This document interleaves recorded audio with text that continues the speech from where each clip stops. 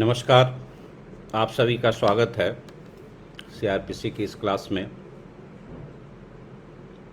मुझे सुन पा रहे हैं आप लोग?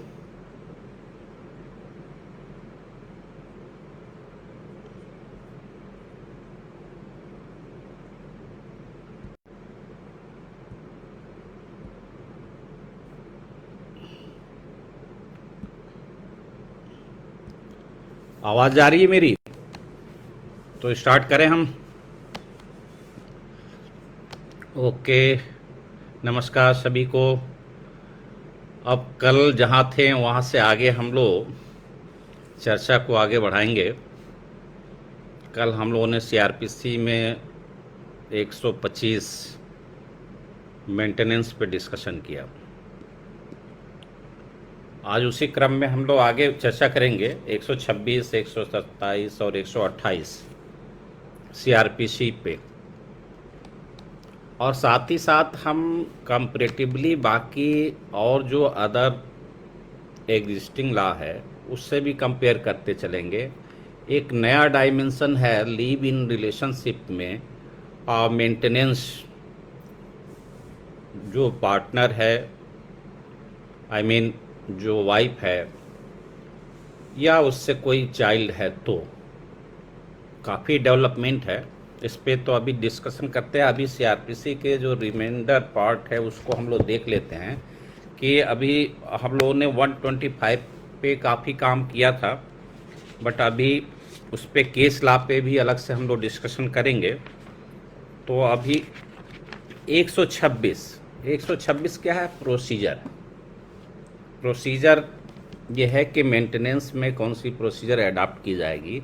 तो आप देखें कि 126 में पहली चीज़ 126 सब सेक्शन 1 ये बताता है कि किस डिस्ट्रिक्ट में प्रोसीडिंग स्टार्ट किया जाएगा। तो वह पर्सन, वह व्यक्ति जिसके विरुद्ध, जिसके अगेंस्ट में प्रोसीड किया गया है, एप्लीकेशन मेंटेनेंस के लिए दिया गया है, तो उसके पॉइंट ऑफ व्यू से भी, और दूसरे जो एग्रीव्ड पर्सन है, जो अप्लीकेंट है, उसके पॉइंट ऑफ व्यू से, तो इसमें ये कहता है कि जहाँ पे जिसके अगेंस्ट में एप्लीकेशन दिया गया है, मान लो मिस्टर ए है, तो जहाँ पे मिस्टर ए रहते हैं। दूसरा कि जहाँ पे या तो मिस्टर ए रहते हैं या उनकी वाइफ रिजाइड करती है, रहती हैं। तीसरा, जहाँ लास्ट टाइम इस केस के, इस एप्लीकेशन के फाइल होने से पहले वो या तो अपनी वाइफ के साथ मिस्टर ए रहते रहे हों, या कोई मान लो जैसे live in relation ship type का है, मैरिड, लीगली मैरिड वाइफ नहीं है, तो जो उसका चाइल्ड होता है वो इलिजिटमेट होता, अधर्मज या नाजायज संतान कहलाता है। तो उस चाइल्ड की माँ के साथ जो आखिरी बार जहाँ पे वो रहा हो वहाँ पे, तो 3 ऑप्शन आते हैं जहाँ पे मिस्टर ए है, जहाँ पे दूसरा ऑप्शन जहाँ पर ए या उनकी वाइफ है, तीसरा ऑप्शन है कि लास्ट टाइम जहाँ पे वो अपनी पत्नी के साथ रहा है, या बच्चा कोई इलिजिटमेट है, अधर्मज है, तो उसकी माँ के साथ रहा हो। तो 3 ये बात करता है ज़िले की, किस ज़िले में प्रोसीडिंग स्टार्ट की जा सकती है। तो इस पे कोई कन्फ्यूजन नहीं है। अब आता है 126 में, जो इसका सब सेक्शन 2 है, ये बताता है कि जो मेंटेनेंस की पूरी प्रोसीडिंग है इसमें प्रोसीजर कैसा होना चाहिए। जैसे ट्रायल में आपने देखा प्रोसीजर, सेशन ट्रायल होता है, वारंट ट्रायल होता है, समन ट्रायल होता है, समरी ट्रायल होता है। तो यहाँ पे एक ये इंक्वायरी के नेचर का प्रोसीडिंग है। तो इस है तो जुडिशियल प्रोसीडिंग, बट इसमें अडॉप्ट किया जाएगा जो प्रोसीजर वो कैसा होगा। तो उसके लिए कहता है कि जो समन केसेज में जो प्रोसीजर अडॉप्ट किया जाता है, जैसे आप समन ट्रायल देखिए 251 से 259 तक में है समन ट्रायल केसेज, तो उसमें जो प्रोसीजर अडॉप्ट किया जाता है, ऐसा क्यों किया गया है कि मेंटेनेंस का सीआरपीसी का जो प्रोविज़न है वो क्विक रेमेडी से रिलेटेड है। और क्विक रेमेडी में हम बिल्कुल टेक्निकली और बहुत सारी उसमें गुणा भाग देखेंगे, तो it will take time, much time. तो अब इसीलिए प्रोसीजर को आसान बनाया गया है कि जितना आसान हो उतना आसान इसको प्रोसीजर को अडाप्ट किया जाए। तो इन्होंने कहा कि जो समन मामले में, समन केसेज में जो प्रोसीजर ऑप्ट किया जाता है वही प्रोसीजर मेंटेनेंस के प्रोसीडिंग में किया जाएगा। तो आपको 126(2) में आपको ये मिला।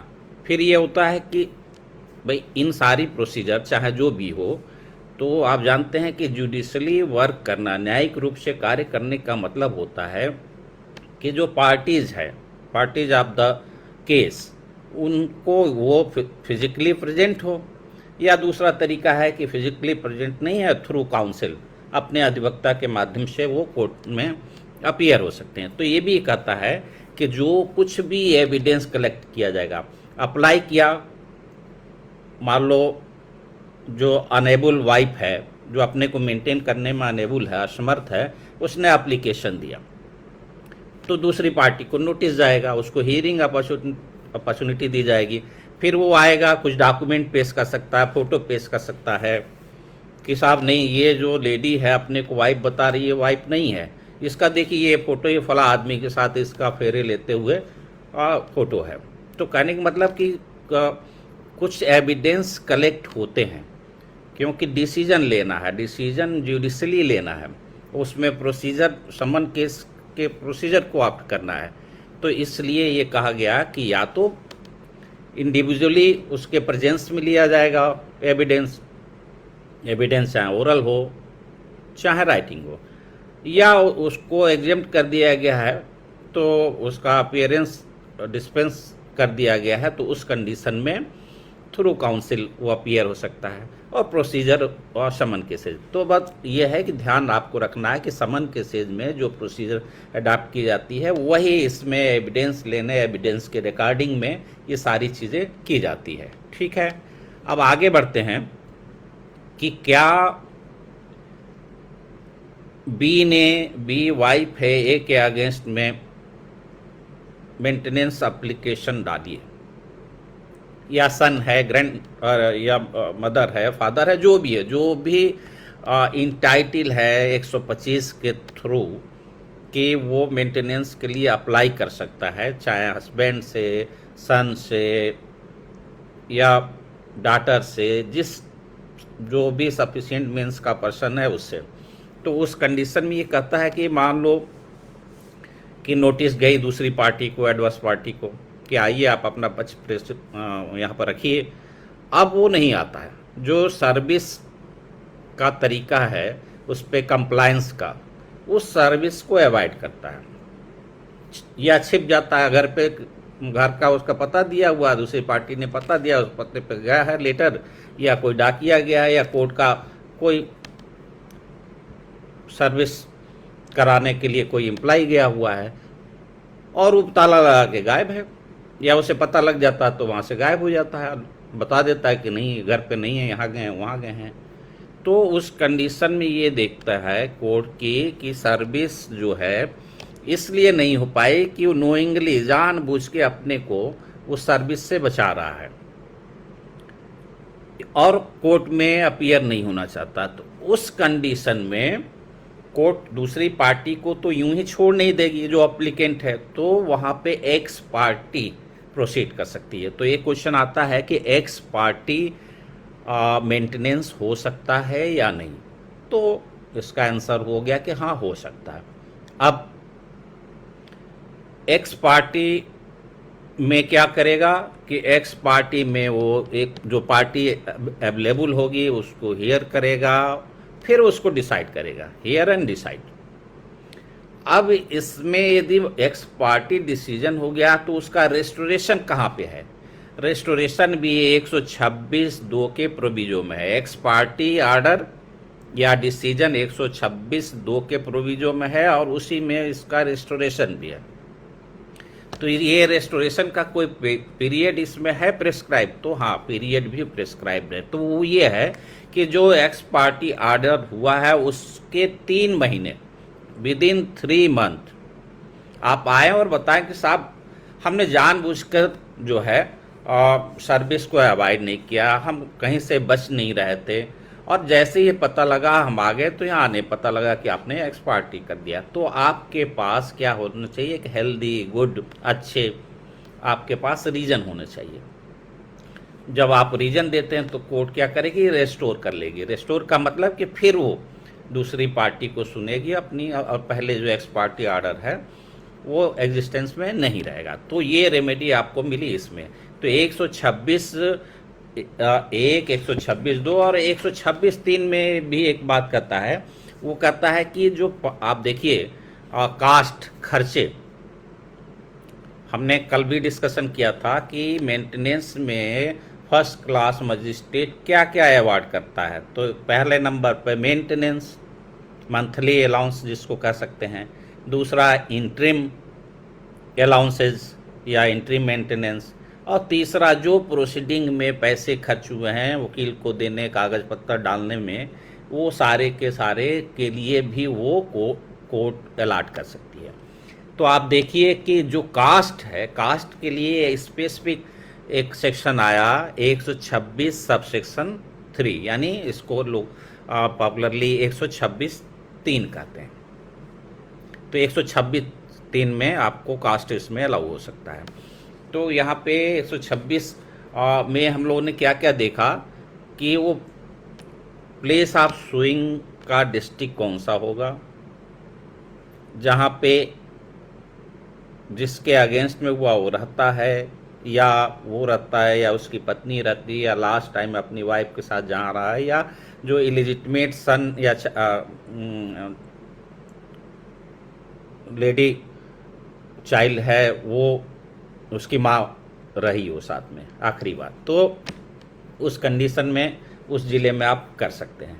फिर उसका प्रोसीजर आएगा कि संबंध का वो करेंगे, और उसका अपीयरेंस भी एग्जाम्प्ट किया जा सकता है, थ्रू काउंसिल भी सुना जा सकता है। और फिर तीसरी चीज़ आई उसमें 126 2 के प्रोविजन में कि एक्स पार्टी भी हियर कर सकते हैं, एक्स पार्टी डिसाइड कर सकते हैं, और एक्स पार्टी डिसीजन को हम रेस्टोर भी कर सकते हैं। दूसरा आदमी 3 महीने के अंदर उसको अप्लाई करना पड़ेगा। तो एक टाइम लिमिट यहाँ आ गया कि 3 महीने के बाद आपको फिर इस कोर्ट से रेमेडी नहीं मिलेगी। इस कोर्ट से रेमेडी 3 महीने के बाद भी मिल सकती है यदि कोर्ट एग्जेम्प्ट करे, टाइम जो है उसको डिले को कंडोन किया जाए। तो अब ये है। अब फिर इसके बाद 126 का हो गया। कल भी मैंने कहा था कि 125 के बाद 127 काफ़ी इम्पॉर्टेंट है।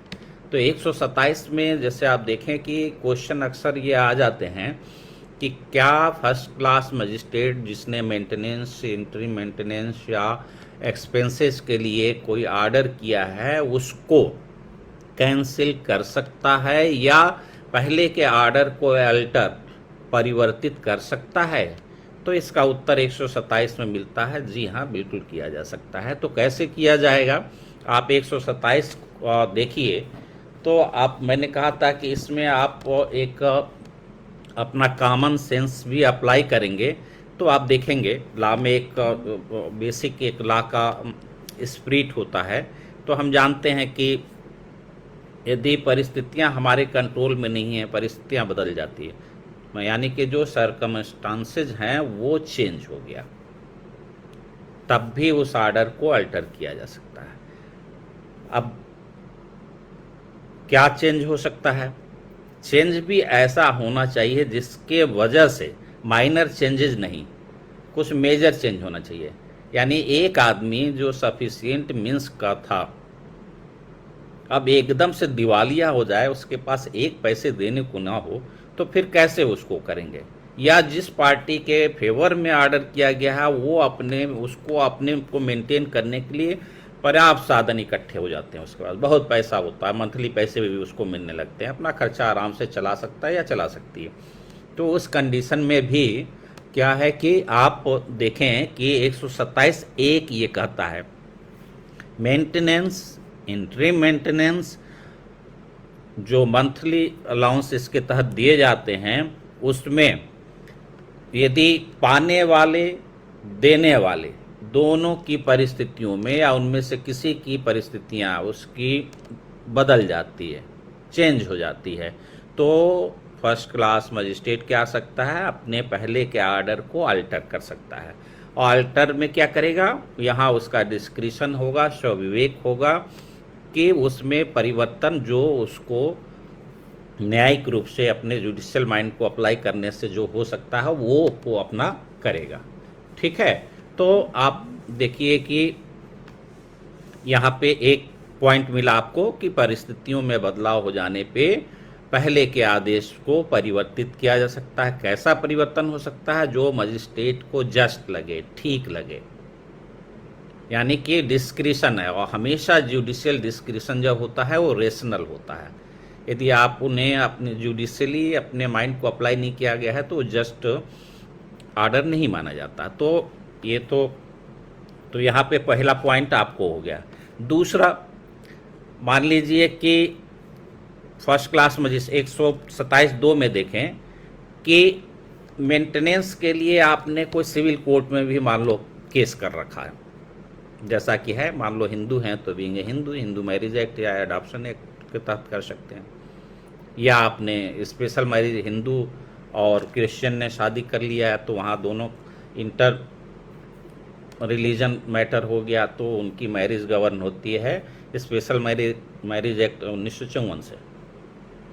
तो उसमें आप सिविल कोर्ट में चले गए, सिविल कोर्ट से कोई मेंटेनेंस का आर्डर हुआ है और उस मेंटेनेंस के आर्डर को 125 में हियरिंग के समय सामने लाया जाता है। जब आर्डर हो जाता है उसके बाद लाया जाता है। तो आर्डर हो चुका है लेकिन इसी बीच में सिविल कोर्ट से कोई डिक्री हो गई है, कोई आर्डर हो गया है और उसके रेशियो में यहाँ पे या तो इस आर्डर को कैंसिल कराना है या उसमें कुछ अल्टरेशन कराना है।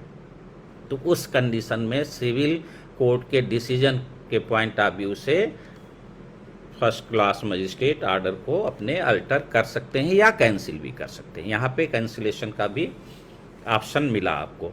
तीसरा है कि एक लेडी को मेंटेनेंस तब तक के लिए तभी मिलता है जब उसने, भले ही डाइवोर्स उसको मिल गया है या उसने दे दिया है लेकिन उसने री मैरिज नहीं किया है। तो आप एक कॉमन अपना माइंड, मान लीजिए आपको नहीं आता, एग्जाम में इसको करना पड़ता है, कंपलसरी क्वेश्चन आ गया है, तो आप एक जनरल साइकोलॉजी से एक lies nothing but common sense, उस कॉमन सेंस को वहाँ अप्लाई करना है और तो आपको निकलेगा कि अब उसका स्टेटस चेंज हो गया, अब वो वाइफ नहीं रही जिस आदमी के अगेंस्ट में कर रही है। जब तक री मैरिज नहीं की है उसको स्टेटस वाइफ का मिला हुआ है, री मैरिज करते ही वो खत्म हो जाएगा। तो जिस डेट पे उसने री मैरिज किया है उस डेट से 1/91 उसे नहीं मिल सकता, उसके पहले तक के लिए वो इंटाइटल है। तो उसी के अकॉर्डिंगली आपका मजिस्ट्रेट साहब चेंज कर सकते हैं। तो आप ये देखिए, फिर मान लीजिए कोई कस्टम है, कोई पर्सनल लॉ में कोई ऐसी व्यवस्था है कि डाइवोर्स होता है और डाइवोर्स के बाद कुछ पैसे ड्यू है। मान लीजिए जैसे आपको देखिए मेहर है, तो मेहर का अमाउंट है, कोई ह्यूज अमाउंट हुआ है और वो उतना मिल गया है कि वाइफ अपने को मेंटेन कर सकती है, बहुत ही कंफर्ट जोन में रह सकती है। तो उस कंडीशन में वो कस्टमरी या पर्सनल लॉ के वजह से कुछ अमाउंट उससे रिसीव किया है तो उसके अकॉर्डिंगली भी फर्स्ट क्लास मजिस्ट्रेट आर्डर को चेंज कर सकते हैं। ठीक है, और एक ये भी है कि यदि वाइफ है और उसको मेंटेनेंस मिल रहा है और वो आके खुद ही कह देगी साहब हमको नहीं चाहिए, जब नहीं चाहिए तो बात खत्म।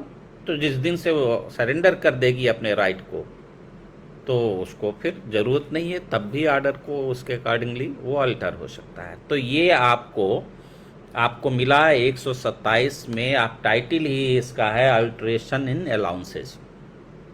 तो क्या मिलता है, अलाउंस जो मिलता है 125 में, उस अलाउंस में अल्ट्रेशन या कैंसिलेशन 127 में है। तो 127 में हम देखते हैं कि उस परिस्थितियाँ बदल गई तब चेंज हो सकता है, फिर उसके बाद री मैरिज कर ली तब चेंज हो सकता है, चेंज होगा ही होगा।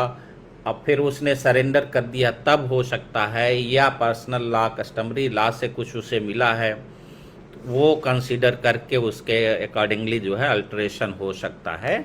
तो ये सारी चीज़ें आपकी है। सिविल कोर्ट में आपने मेंटेनेंस की दूसरी केस कर रखी है और उसमें आपको अमाउंट मिला है तो हो सकता है। इसीलिए सुप्रीम कोर्ट ने, जैसा कि मैंने बताया था कि रजनीश वर्सेस नेहा के केस में 2020 का है, साफ साफ कहा कि जब भी मेंटेनेंस का कंसिडरेशन कोई करता है, चाहे वो क्रिमिनल कोर्ट है, सिविल कोर्ट है या डोमेस्टिक वायलेंस की कोर्ट है, तो यदि दूसरे एक्ट के तहत कहीं कोई अमाउंट फिक्स हुआ है तो उसको सब्सिक्वेंट प्रोसीडिंग में, सक्सेसिव प्रोसीडिंग में, बाद वाले में कोर्ट में उस संज्ञान में लाना पड़ेगा। तो जो है ये आपको ये सब करना है। तो आप इस तरह से आप देखिए कि अभी केस लॉ पे हम आते हैं। तो अभी क्या हुआ कि हम लोगों ने देख लिया कि अल्टरेशन हो सकता है, कैंसिलेशन हो सकता है। अब लास्ट में एक आता है 127(4). तो 127 में इसी बात को और क्लियर किया गया है कि 125 की प्रोसीडिंग आपने कर रखी है और मेंटेनेंस के लिए आपने कोई पहले भी प्रोसीडिंग स्टार्ट की है और उसमें आपको कुछ मेंटेनेंस अवार्ड हो गया है। तो अब इधर इस कोर्ट ने कोई ऑर्डर कर दिया है 125 में, तो वो दूसरी जो कोर्ट होगी, सिविल कोर्ट में आपने किया है, तो सिविल कोर्ट भी कंसीडर करेगी जो अमाउंट इसमें मिला है उसको। आप देखिए 127(4) कहता है at the time of making any decree civil court decree allot करती है for the recovery of any maintenance और dowry by any person to whom a monthly allowance for the maintenance and interim maintenance or any of them has been ordered to be paid under section 125 the civil court shall take। तो यहाँ किसको करना है? Civil court के लिए भी इस criminal proceeding में एक मैंडेट है कि सिविल कोर्ट, क्रिमिनल कोर्ट, यानी कि फर्स्ट क्लास मजिस्ट्रेट क्या है, क्रिमिनल कोर्ट में है। 125 की प्रोसीडिंग क्रिमिनल प्रोसीडिंग में रखी गई है और इस क्रिमिनल प्रोसीडिंग में कुछ ऑर्डर हो गया है, तो जो सिविल कोर्ट में जो उसके सामने का मैटर है वो सिविल कोर्ट इस क्रिमिनल कोर्ट के फर्स्ट क्लास मजिस्ट्रेट के ऑर्डर को कंसीडर करेगा। इसीलिए कह रहा court shall take, civil court shall take अनिवार्य रूप से into account the sum which has been paid, जो कि ऑलरेडी दिया जा चुका है, और are recovered by such person as monthly allowance etcetera. तो कहने का मतलब ये है कि बाकी 127(4) तो इसी क्रिमिनल कोर्ट के लिए जिसने मेंटेनेंस का ऑर्डर किया था उसके लिए डायरेक्शन है कि वो कैंसिलेशन कर सकता है या अल्टरेशन कर सकता है और किन परिस्थितियों में कर सकता है। 127(4) सिविल कोर्ट के लिए एक प्रोविज़न उसको एनेबल करती है, समर्थ बनाती है कि वो उस पर काम कर सके। तो आप ये देखिए इस तरह से 127 हो गया। अब फिर 128 पे आते हैं। 128 में आप देखिए कि दो बातें हैं। कल भी जैसा कि मैंने कहा था कि फ्री ऑफ कॉस्ट कॉपी दी जाएगी। अब ये 128 किन लोगों को फ्री ऑफ कॉस्ट कॉपी देने की बात करता है? जिसके अगेंस्ट में ऑर्डर हुआ है या जिसके फेवर में ऑर्डर हुआ है, या वो माइनर है तो कोई उसका गार्जियन है तो उसको। तो दो पार्ट हुए, तो उनमें से एक पार्ट ये हो गया free of cost without payment copy provide कराने की। दूसरा पार्ट ये कर रहा है कि ये जो मेंटेनेंस का ऑर्डर होगा इसका एग्जीक्यूशन, इसको कहाँ पे इसका पालन किया जाएगा, प्रवर्तन ऑपरेट कहाँ किया जाएगा, तो एग्जीक्यूशन से रिलेटेड है। तो ये एग्जीक्यूशन किस प्लेस पे किया जाएगा, ये दिया है कि जिस आदमी के खिलाफ वो ऑर्डर किया गया है, तो मजिस्ट्रेट ये देख लेगा कि हाँ भाई जिसके फेवर में दिया गया है और जिसके अगेंस्ट में दिया गया है कौन है, उसकी आइडेंटिटी क्या है, कितना ड्यू है, कितना कोर्ट का ऑर्डर है, ये सब सेटिस्फाइड होने के बाद उसको एग्जीक्यूशन उसके अगेंस्ट में किया जाएगा। तो इस तरह से हम देखते हैं ये 125 से लेके 128 तक का जो स्टैट्यूट में जो प्रोविज़न है, प्रोविज़न वाइज हम लोगों ने वो कर लिया। अब आते हैं हम कुछ नॉर्मल चीज़ों पे। केस में देखिए, एक तो 125 के रिगार्डिंग केस, दूसरा कि जब 125 की प्रोसीडिंग के साथ साथ कहीं दूसरे भी प्रोसीडिंग जैसे Hindu marriage act, Hindu marriage and adoptation act, फिर special marriage act, protection of womens against domestic violence act 2005 ये है, या सीनियर सिटीजन है या पेरेंट्स है तो 2007 का उनका जो एक्ट बना है उस पर। तो आप देखिए कि कितने इसमें, मैं आपको बताता हूँ कि क्या क्या इसमें कौन कौन से एक्ट इन्वॉल्व हो जाते हैं। देखिए, जैसा कि मैंने कहा कि inter religion, inter faith marriage है, तो पिक्चर में कौन सा एक्ट आएगा, स्पेशल मैरिज एक्ट 1954 1954, ठीक। उसमें भी प्रोविज़न है, उसके सेक्शन 4, 36, 37 को कंप्लीट स्टडी करें तो मेंटेनेंस से रिलेटेड प्रोविज़न आता है। फिर आता है प्रोटेक्शन ऑफ, ये तो आ गया। फिर आप देखिए हिंदू में आते हैं तो हिंदू मैरिज एक्ट हो गया, Hindu adoption and maintenance act आ गया 1956 का, मैरिज एक्ट 55 का है। तो आप देखिए कि हिंदू मैरिज एक्ट में आपको प्रोविज़न मिलेगा 24, 25, 26 सेक्शन, ये 3 सेक्शन में। और जो आपको एडॉप्शन एक्ट में आएंगे, Hindu adoption and maintenance act 1956 में, तो उसमें 18, 19, 20 में मिलेगा। तो ये आ गया। फिर इसके अलावा देखिए, वाइफ को, एक लेडी के लिए मेंटेनेंस की बात करें तो लेडी के लिए आपको, आप देखिए एक तो पिक्चर में इन जो जितनी डिस्कशन हुई, इसके अलावा protection of women from domestic violence act 2005, इसमें सेक्शन 20(1)(d) 20(1)(d) में प्रोविज़न है। फिर आप आते हैं सीनियर सिटीजन या पेरेंट्स पे, जो 60 साल से ऊपर के लोग हैं, उनके लिए आता है the maintenance and welfare of parents and senior citizen act 2007। तो ये आपको, फिर आप रिलीजन वाइज चलें, हमने हिंदू का देख लिया, अभी आप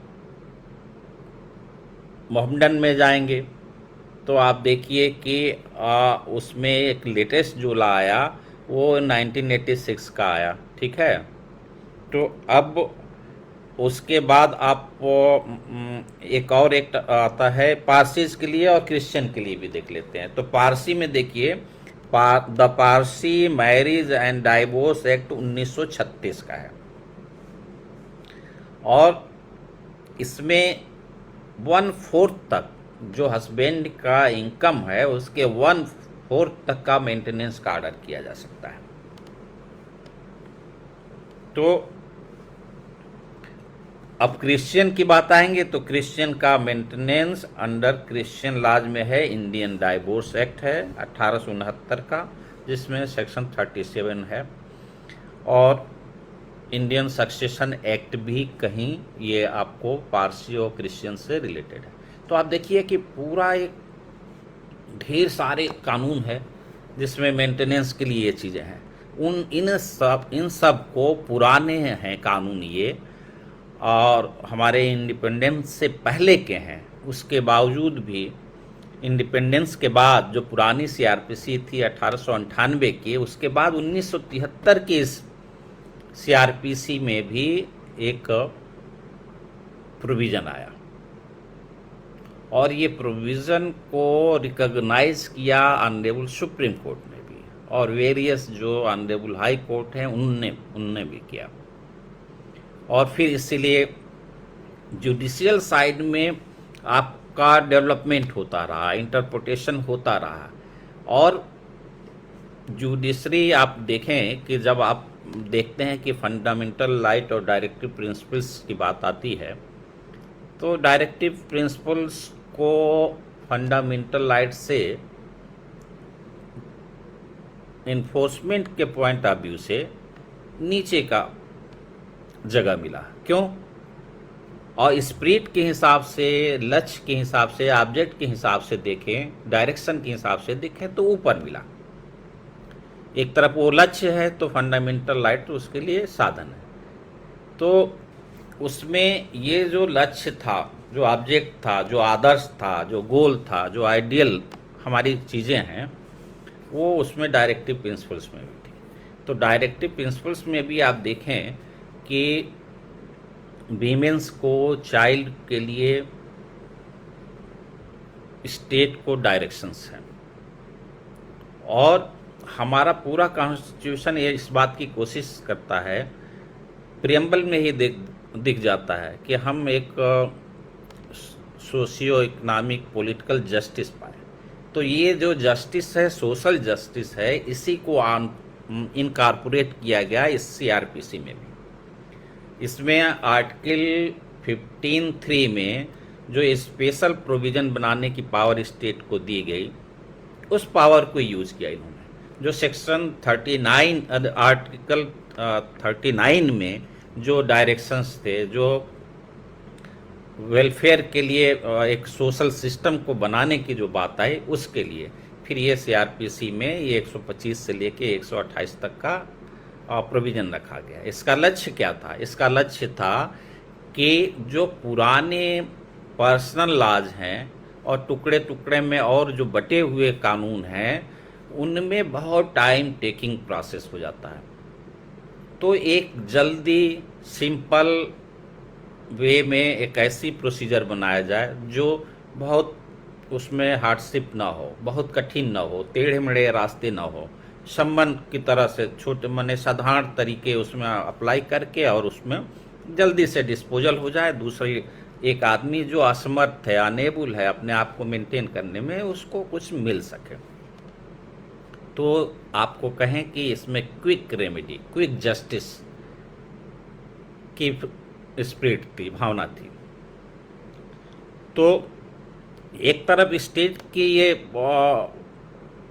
के लिए एक पायस ड्यूटी थी, डायरेक्शन था।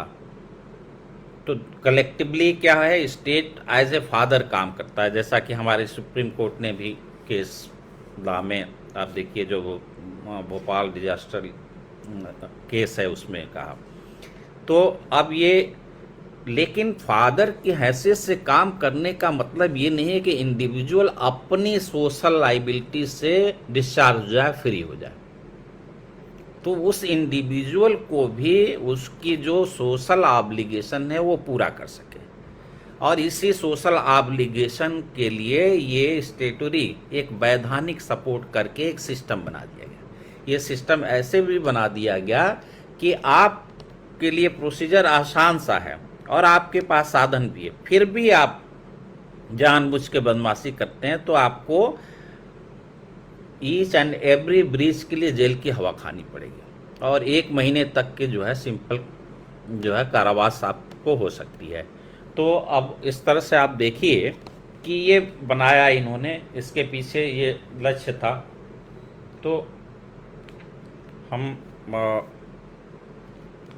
ये देखते हैं कि ये बात, तो हमने अभी जो डिस्कशन किया कि इतने सारे लॉ, हिंदू से related law, special marriage act से रिलेटेड लॉ, और आज की जो मोहम्मद अहमद खान वर्सेस साहबानो बेगम 1985 में जो डिसाइड हुआ, उसके बाद का पोस्ट साहबानो केस हम बांट सकते हैं सुविधा की दृष्टि, before Shah Bano case and after Shah Bano case का डेवलपमेंट।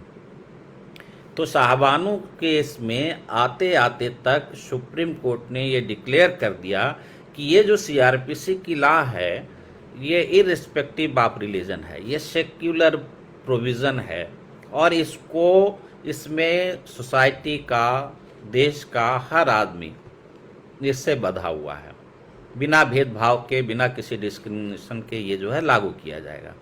तो ये आया, फिर यहाँ पे फिर एक कॉन्फ्लिक्ट आया, जो कॉन्फ्लिक्ट अब ये साहबानों केस के पहले तक क्या हुआ कि पर्सनल लॉ से कॉन्फ्लिक्ट हो रहा था सीआरपीसी का, तो उसमें जो व्यूज़ आ रहे थे डिफरेंट, उन डिफरेंट व्यूज़ में पर्सनल लॉ सीआरपीसी पे प्रिवेल की जा रही थी।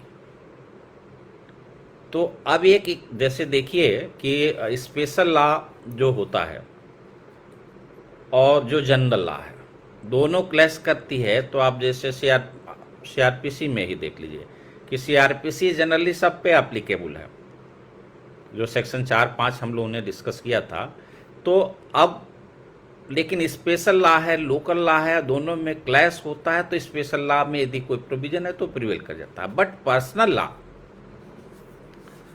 पर्सनल लॉ और ये जो सीआरपीसी में आया, तो ये क्या है, सीआरपीसी में जो इस मेंटेनेंस के प्रोविजन को सारभूत विधि में, सब्सटेंशियल लॉ में नहीं रखा गया। यद्यपि कि ये प्रश्न उठता है कि इसमें पनिशमेंट की भी व्यवस्था है। भाई कोई चोरी कर ले तो चोरी क्या है इसको डिफाइन करती है आईपीसी, क्या उसको पनिश करना चाहिए ये भी प्रोविजन प्रोवाइड करती है आईपीसी। इसीलिए वो मौलिक विधि, सारभूत विधि, सब्सटेंशियल लॉ कही जाती है। और उस सब्सटेंशियल लॉ को कैसे अचीव करना है, कैसे इम्प्लीमेंट करना है, उसका एक ये जरिया बनाया गया प्रक्रिया विधि को, प्रोसीजर लॉ को।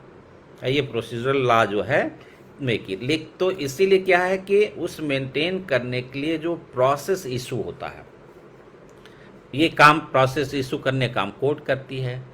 तो उसी में क्विक जस्टिस देने के लिए प्रोसीजर लॉ में इसको रख दिया गया। इसका पर्पज यही था ताकि उसको जल्दी से जल्दी रेमेडी मिल सके जो आदमी नीडी है।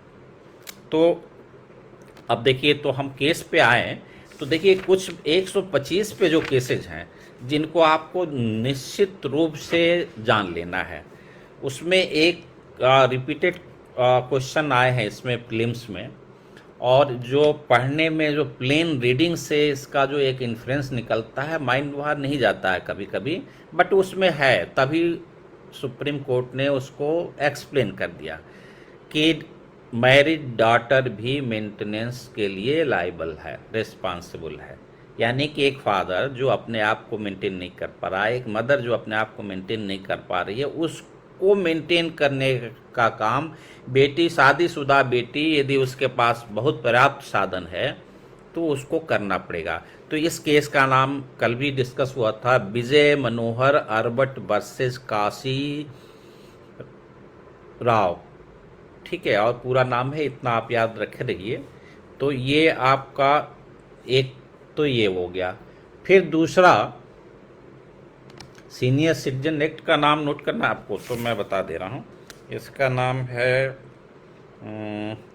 The maintenance and welfare of parents and senior citizen act 2007।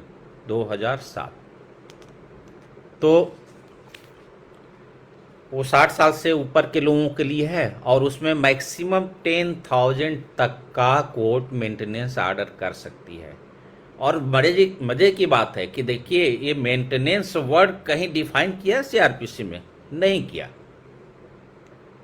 लेकिन वास्तव में मेंटेनेंस, किसी को मेंटेन करने की ज़रूरत पड़ती है तो उसको क्या करने की ज़रूरत पड़ती है भाई? कम से कम बेसिक चीज़ है कि वो जिंदा रह सके, इसलिए उसको खाने की ज़रूरत है, इधर उधर भटके नहीं इसलिए रहने की ज़रूरत है, तन ढकने के लिए चाहिए तो उसको क्लोथ्स, कपड़े की ज़रूरत है, बीमार पड़ जाए तो कोई उसकी देखभाल करने वाला हो, मेडिकल अटेंडेंट की ज़रूरत है, और वो अटेंडेंट उसके लिए दवा ला सके तो उसके लिए मेडिसिन की ज़रूरत हो। तो आपको इसमें इन्होंने मेंटेनेंस वर्ड को में ये इतनी चीज़ें इस 2007 के एक्ट में ला दिया। नहीं, रोटी, कपड़ा, मकान और आजकल जो सबको ज़रूरत पड़ जा रही है वो मेडिकल असिस्टेंस, ये बेसिक चीज़ें आपके मेंटेनेंस में इनकॉर्पोरेट हो गई। तो आप ये देखिए कि तो पहला केस मैंने जो बताया कि वो डिफरेंट हो रहा है, प्लेन रीडिंग से नहीं पकड़ पाते हैं आप, तो उसको आप केस ला के थ्रू उसको अपने दिमाग में बिठा लीजिए, केस भी याद करिए। दूसरा केस जैसा कि जो लैंडमार्क केस है, यदि मेंटेनेंस की बात आएगी तो इस केस के बिना जो है डिस्कशन कंप्लीट नहीं होगा। वो है मोहम्मद अहमद खान वर्सेस शाहबानो बेगम, सुप्रीम कोर्ट 1985। यहाँ ध्यान रखना है कि इस केस को कॉन्स्टिट्यूशनल बेंच, संवैधानिक पीठ ने डिसाइड किया था। और संवैधानिक पीठ, कॉन्स्टिट्यूशनल बेंच का मतलब होता है कि मिनिमम 5 जजेस तो ज़रूर रहेंगे, ठीक है। वो आर्टिकल 145 में आप पढ़े होंगे। तो आप देखिए कि इसमें मिनिमम 5। तो अब यहाँ पे एक आपको अपने जिज्ञासा के लिए भी और एग्ज़ाम के पर्पज से ये भी जान लेना है कि ऐसे केसेस में जजमेंट डिलीवर किसने किया था। तो उस समय चीफ जस्टिस थे वाई.बी. चंद्रचूड़। तो चंद्रचूड़ साहब ने ही जजमेंट को डिलीवर किया था। जैसे आपको देखते होंगे कॉन्स्टिट्यूशन में केशवानंद भारती के समय में कौन था, गोलकनाथ के केस में कौन था, तो आप देखेंगे सिकरी साहब थे या सुब्बा राव थे कानिया गोपालन केस में। तो ये सब चीज़ें भी आपको पकड़ के रखना है। तो ये आपका दूसरा केस। तीसरा आता है, एक वाइफ मेंटेनेंस यदि क्लेम कर रही है, लेकिन उससे पहले उस आदमी ने एक दूसरी शादी, पहली शादी कर रखी है और ये सेकेंड वाइफ है। ये फर्स्ट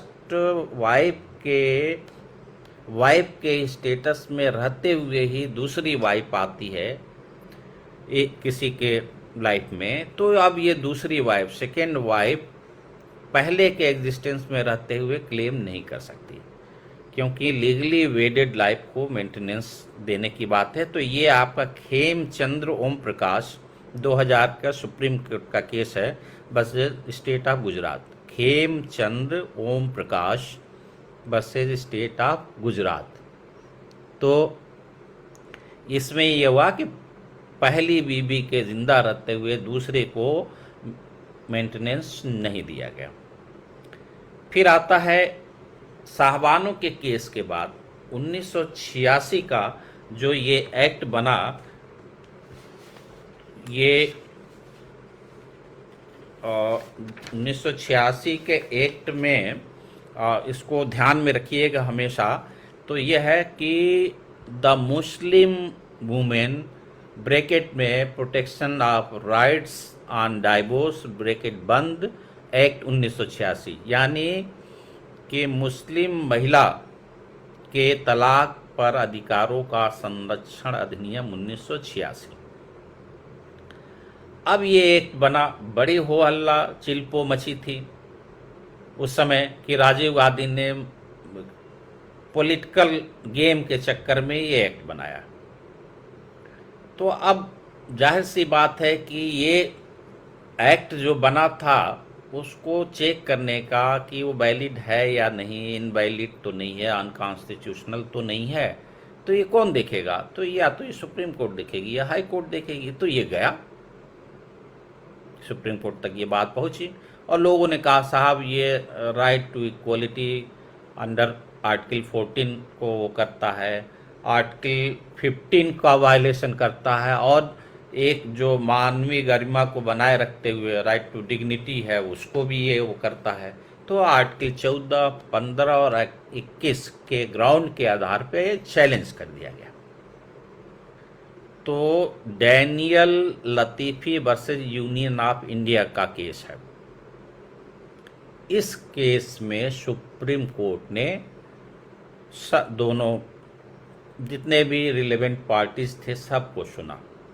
सुनने के बाद उन्होंने वो जो पहली बात जो इस एक्ट के साबानो केस के पहले जो बात चली आ रही थी, conflict between personal law and CrPC, अब साबानो केस ने क्या किया, सीआरपीसी को लीड रोल में ला दिया। अब लीड रोल में ला दिया तो उसके बाद क्या हुआ कि उसके इफेक्ट को कम करने के लिए जहाँ तक मुस्लिम्स की बात थी वहाँ पे एक स्पेशल व्यवस्था बना दिया गया है। यानी हस्बैंड को पर्सनल लॉ के उस स्पिरिट में कि केवल इद्दत के पीरियड के लिए ही उसको मेंटेन किया जाएगा, उस कंडीशन को उठा के इसमें इनको कारपोरेट कर लिया गया, समाहित किया गया इसमें। और इसके बाद के लिए जो जिन लोगों की को प्रॉपर्टी इनहेरिटेज होगी, उत्तराधिकार में मिलेगी, वो समर्थ हैं तो उनसे, रिश्तेदारों से दूसरे नंबर पर आ गया। और रिश्तेदार भी असमर्थ हैं तो फिर स्टेट का झंडा गड़ा हुआ है। स्टेट जो है ने एक वक्फ बना दिया है, वक्फ के पास फंड है। तो अब जो लोग, जो वाइफ जो अनेबल है, मुस्लिम है, पति से भी नहीं मिला और रिलेटिव से भी नहीं मिला, तो वो बेसहारा न रह जाए, इसलिए ये व्यवस्था की गई कि वक्फ से वो ले सकती है। तो उस कंडीशन में ये आपका ये सारी चीज़ें आपकी आ गई। तो अब डैनियल लतीफ़ी में के केस में ये 14, 15 और 21 के आधार पे जो चैलेंज हुआ, खूब इत्मीनान से सुप्रीम कोर्ट ने सुना और सुनने के बाद व्याख्या दी, नहीं साहब, ये कतई ये 1986 का एक्ट संविधान के विपरीत नहीं है, अगेंस्ट नहीं है, ये पक्का पूरा का पूरा कॉन्स्टिट्यूशनल है। और कॉन्स्टिट्यूशनल है तो क्या है, तो इसमें उन्होंने कहा कि उसमें जो वर्ड यूज है एक्ट में, सेक्शन 3 और 4 उसका रिलेवेंट है, ठीक है। तो उसमें जो रिलेवेंट है उस पे है एक फेयर और रीजनेबल सेटलमेंट की बात किया गया है।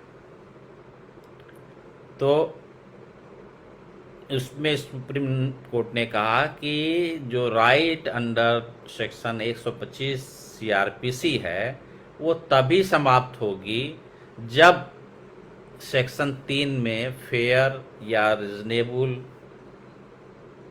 सेटलमेंट नहीं किया गया है।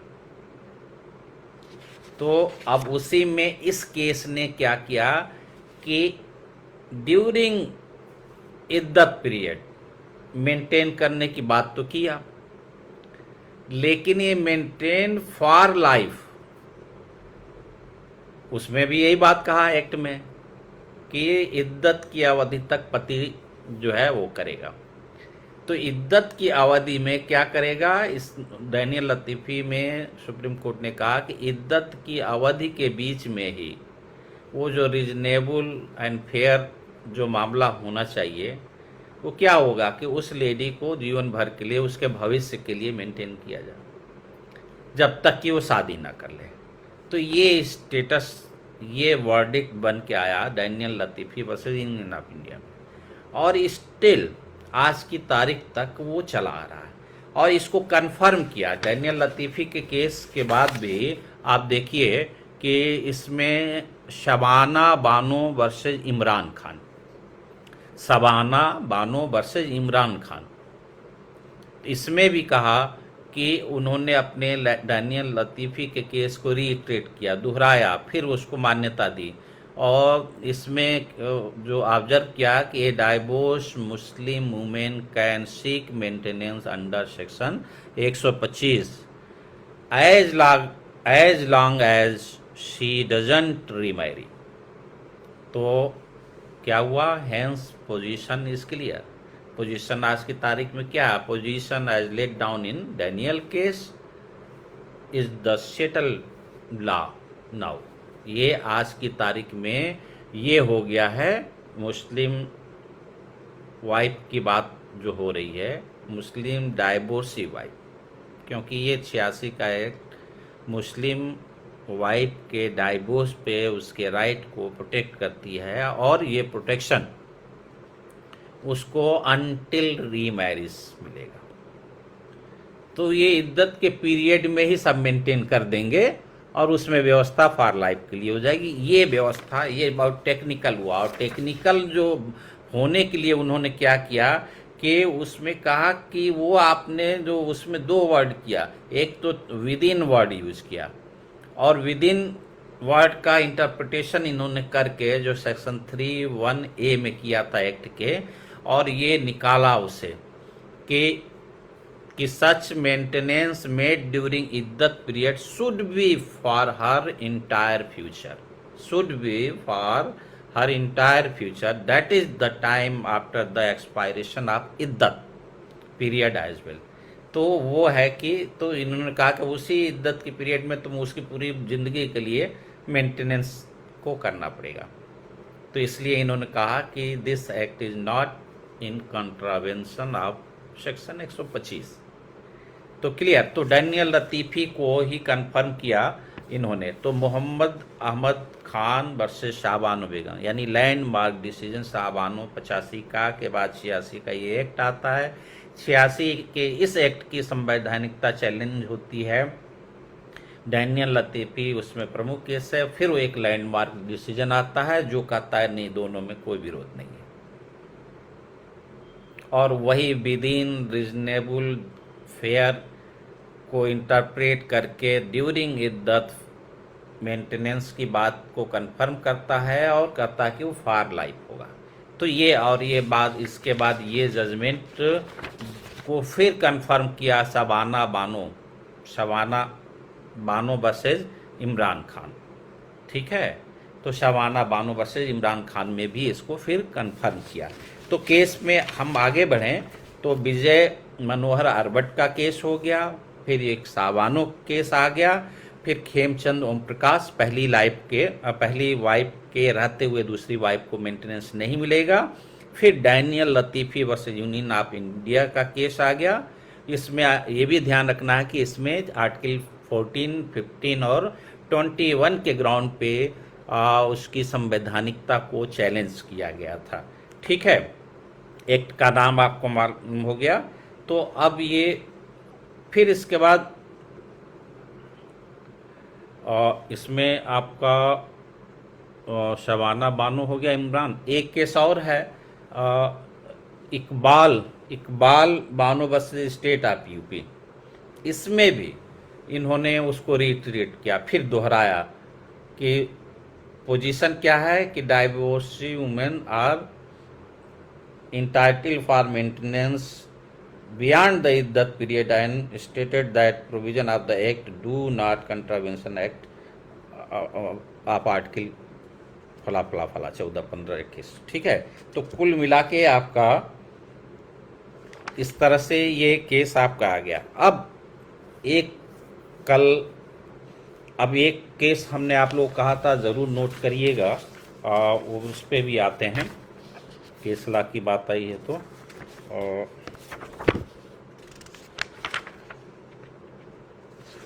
रजनेश वर्सेज नेहा, मैंने कहा नोट कर लीजिएगा। रजनेश RAJNESH, रजनीश नहीं है, रजनेश है, वर्सेज नेहा। सर्च करेंगे आप लोग तो ये आपका आ जाएगा।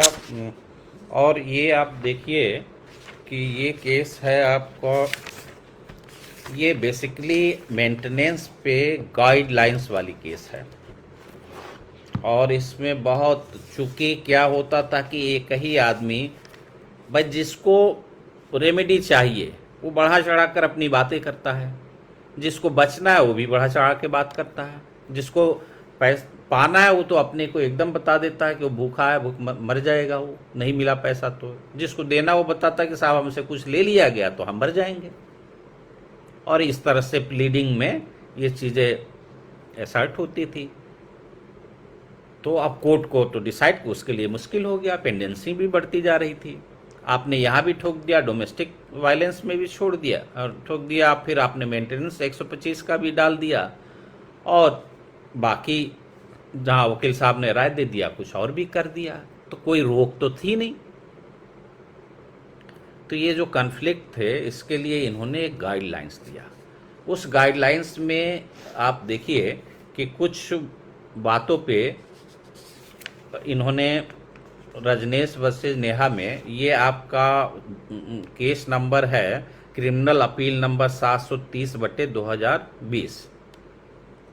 एक एसएलपी फाइल हुई थी, उसी में हुआ एसएलपी ग्रांट हुई और फिर ये क्रिमिनल अपील पे के नंबर पे आ गई और ये हुआ। तो ये आपका देखिए 4 नवंबर का है, आई थिंक ये ऑर्डर है, ठीक। तो इसमें इन्होंने 5 गाइडलाइंस दिए।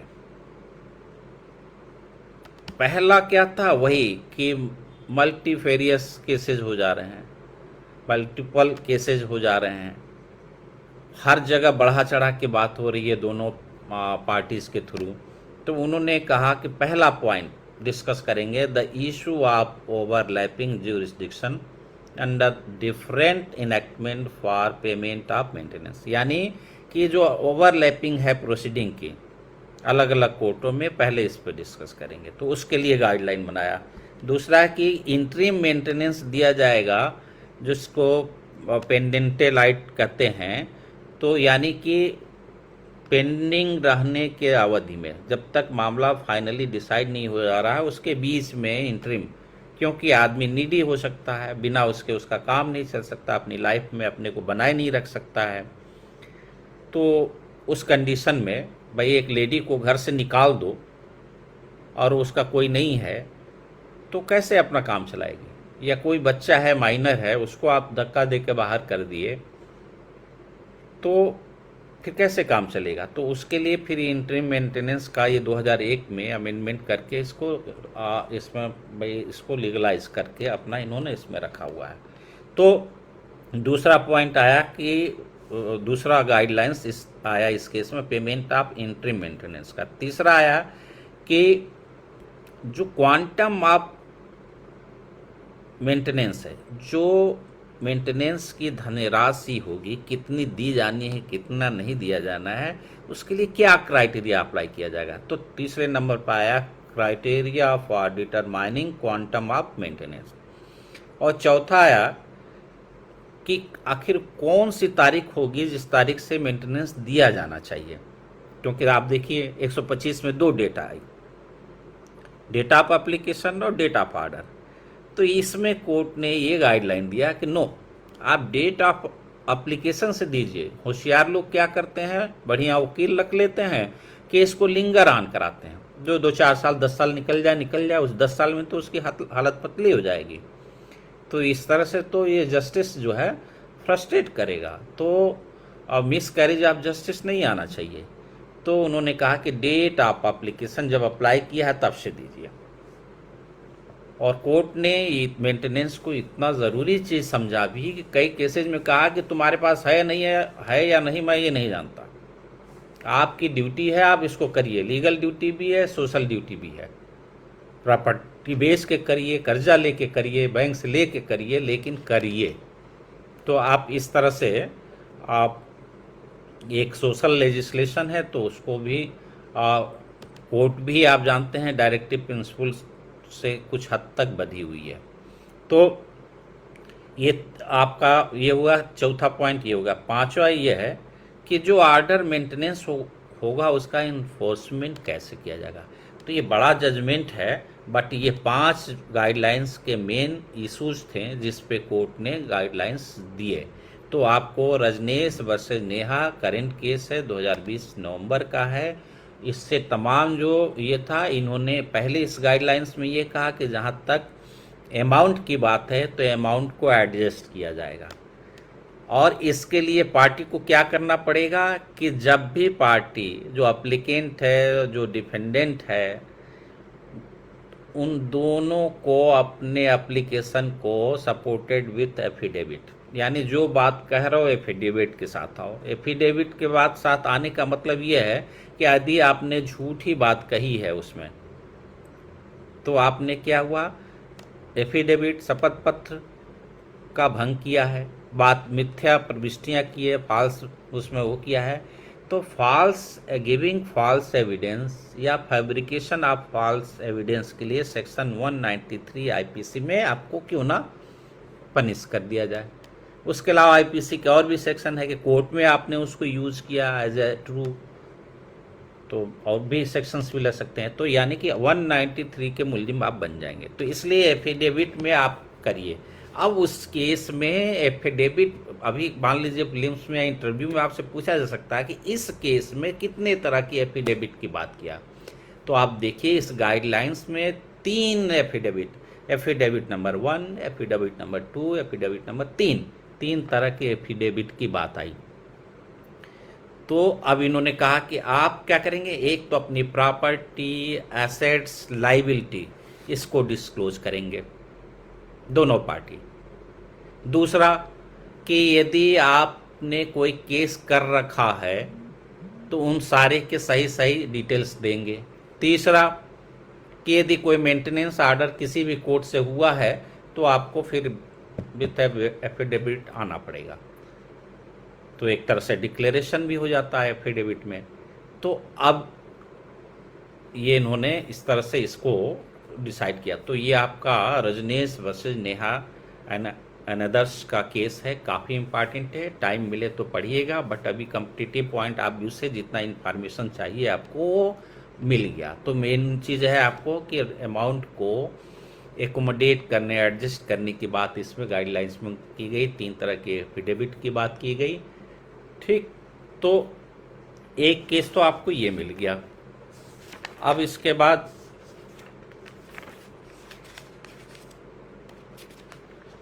केसेज बहुत है, लेकिन ये केसेज आपको निश्चित इतना ध्यान में रखना है, बाकी आपको ध्यान में आ जाए तब।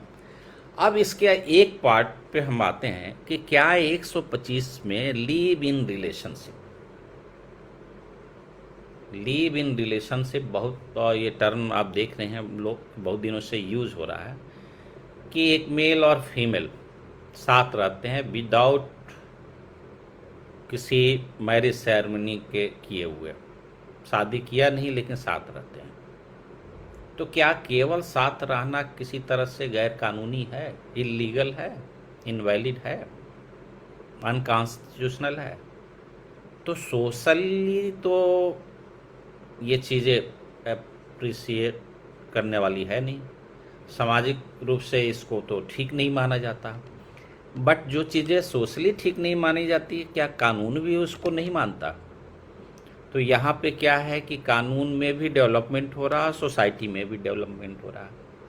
कल पास्ट में जो बातें बुरी थी वो आज सही हो गई, जिन्हें बात अच्छी मानी जाती थी वो बुरी हो गई। एक समय था कि सती प्रथा बहुत समाज में बड़े आदर्श की स्थिति थी, फिर एक कानून, एक लेजिस्लेशन आया, उसको एबॉलिश किया गया। विडो मैरिज को नहीं अच्छा माना जाता था, विडो मैरिज के लिए भी लोगों ने बड़ी मेहनत की, आगे बढ़े, कानून बना। तो उसी तरह से लीव इन रिलेशनशिप पे भी बात चली। जनरली सोचो तो ये लगता है सोशली कि ये तो बहुत अच्छी बात नहीं है और इसमें तो सोसाइटी इस तरह से तो बिखर जाएगी। बट जिन लोगों को कानून को लागू करना होता है, जिन लोगों को कानून का इंटरप्रिटेशन, निर्वचन करके उसको अर्थ देना होता है, और ये भी है कि कलेक्टिव के सामने इंडिविजुअल जो है दम न तोड़ दे और कहीं इंडिविजुअल कलेक्टिव पर भारी न पड़ जाए, तो एक बैलेंस भी बनाना पड़ता है। अब उस बैलेंस बनाने में कोर्ट ने जो लीव इन रिलेशनशिप पे अपने व्यूज़ बनाए, जो उनके ओपिनियन आए, उसमें क्या हुआ, वो लीव इन रिलेशनशिप चूँकि वो कोई डिफाइंड टर्म नहीं है, पहली चीज़। दूसरा, कहीं लीगली ये डिफाइंड नहीं है। दूसरा, लीव इन रिलेशनशिप पे कोई भी स्पेसिफिक लेजिस्लेशन नहीं है, कोई कानून इस पे नहीं बना हुआ है। तीसरा, आज की तारीख तक सुप्रीम कोर्ट ने clear cut leave in relationship को वैध नहीं माना है। कुछ कंडीशन के साथ वो ये कहते हैं कि ये इलीगल नहीं है, लीगल है ये वर्ड नहीं यूज करते, ये इलीगल नहीं है। और जो चाइल्ड उससे हो रहा वो भी इलिजिटमेट नहीं है। तो देखिए, इसमें जब डिटेल में जाएंगे तो लिव इन रिलेशनशिप में क्या निकल के आता है। अब एविडेंस की एक धारा की तरफ हम लोग जाते हैं। सेक्शन 114 114 क्या है? प्रिजम्पशन, ऑर्डिनरी प्रिजम्पशन है, नेचुरल प्रिजम्पशन है। यानी कोई चीज़ सामान्य क्रम में हो रहा है। अब जैसे कोई आदमी चोरी के सामान के साथ पकड़ा जाए तो 114 ये कहते हैं कि ये मान लिया जाएगा कि या तो ये चोर है या जानते हुए कि चोरी का सामान है उसको खरीदा है उसने। उसी तरह से समाज में दो लोग, एक मेल और फीमेल, काफ़ी लॉन्ग टाइम से एक साथ रह रहे हैं और उनके सारी एक्टिविटीज़ जो इन पब्लिक में जो मैसेज है वो पब्लिक में उनका प्रोजेक्शन और पब्लिक का उनके पे प्रोजेक्शन क्या है कि वो treated as a husband wife. तो वो लिव इन रिलेशनशिप का जो रिलेशनशिप है वो एक तरह से मैरिज के नेचर का है। यानी कि उसमें दो एडल्ट पर्सन को कानून नहीं रोकता है साथ रखने से। तो इसीलिए क्या है कि इसी के साथ ये लिव इन रिलेशनशिप में कि दो कॉन्सेप्ट आया। एक है कि आउटस्टैंडिंग लॉन्ग टाइम में वो उनका एक दूसरे के साथ मिक्सअप होना और वो मिक्सअप होकर समाज में उसी तरह का मैसेज जाना, माने कि socially treated as a husband wife spouse. अब दूसरा एक आया walk in and walk out, जहाँ बिल्कुल शॉर्ट टाइम के लिए एक मेल है एक फीमेल है, दुनिया को नहीं पता कौन है, लेकिन ये साथ आते हैं जाते हैं, कुछ दिन फ्लैट में रहा फिर चले गए फिर अलग हो गए। तो ये walk in and walk out है, तो ये डिफरेंट है। तो इसीलिए लिव इन रिलेशनशिप पे क्लियर कट नहीं आया। उसमें भी इनवैलिड होने की भी कंडीशन है, मेंटेनेंस के पॉइंट ऑफ व्यू से बिल्कुल सरासर मना करने की बात है, और देने की बात है, उनको रेमेडी देने की भी बात है, उनसे जो यदि बच्चे हो जाते हैं उनको देने का। तो बेसिक क्राइटेरिया क्या हुआ, इस पे सुप्रीम कोर्ट में डेवलपमेंट आपका शुरू होता है काफ़ी पहले से। पूरी दुनिया में देखें तो उस पे में भी काम शुरू हुआ था। इंडिया में भी आप समझ लीजिए कि 1976 से ही थोड़े थोड़े इस पे वर्क शुरू हुआ। फिर उसके बाद ये 2010 के बाद और 2020 तक में काफ़ी कुछ हो गया। तो उस बीच में सुप्रीम कोर्ट ने दो केसेज हैं जिसमें ये कहा कि ये दो एडल्ट पर्सन एक साथ रहते हैं तो ये उनका आर्टिकल 21 में राइट टू लाइफ में है। दो एडल्ट आदमी ये तय करेंगे हमको किसके साथ, माने हमको शादी करके साथ रहना है या बिना शादी के भी रहना है। और ये रहना केवल वही walk in and walk out नहीं है, केवल ये नहीं कुछ दिन आया मौज मस्ती किया और चल दिए, तो नो, इसमें एक बॉन्ड होना चाहिए। तो उन्होंने कई क्राइटेरिया बनाया कि काफ़ी लंबे समय से साथ में रह रहे हों, एक दूसरे के लिए वो उनके में अफेक्शन हो, प्रॉपर्टी यदि ले रहे हो, एक छत के नीचे रह रहे हैं, और जैसे फीमेल है यदि घर में है तो पूरा घर का काम संभाल रही है, और जो मेल है वो उसमें एकोमोडेट कर रहा है। कोई बिजनेस है तो दोनों उसमें मिल के काम कर रहे हैं, उनके डिटेल्स, बैंक डिटेल्स भी एक दूसरे को दोनों का पता है। यानी कि एक एक्चुअल वाइब को जो चीज़ें फील होती है, जो चीज़ें मिलती है, वो भी यदि लिव इन रिलेशनशिप में दिख रही है उसमें एक लंबा ड्यूरेशन है, एक आउटस्टैंडिंग है, दोनों में जो है वो करके शेयरिंग है, एक पेन है एक दूसरे के लिए वो करने के लिए, तो वो कहते हैं कि ये रिलेशनशिप लाइक ए मैरिज के नेचर का है, तो उसमें तो ले सकते हैं। लेकिन एक आदमी मेल या फीमेल में से कोई ऑलरेडी मैरिड है, हेलो एक मिनट,